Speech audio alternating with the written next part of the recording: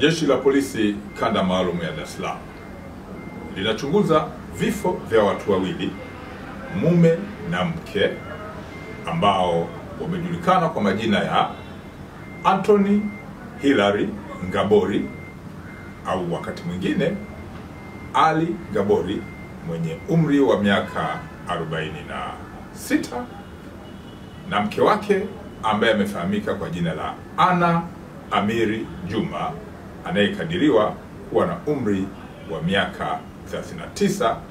Wote ni wakazi wa Bunyokwa ambayo ipo katika wilaya ya Ilala jijini Dar es Salaam.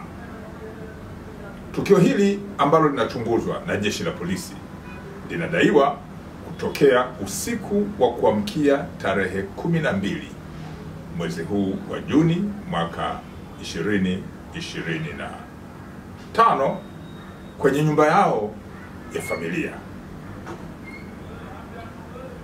Mili hii imekutwa ndani ya chumba chao cha kulala huku ikiwa na majeraha. Uchunguzi wa kina juu ya tukio hili la kuhuzunisha unaendelea ili kujua na kubaini kwa kina chanzo halisi cha vifo hivyo vya wana familia.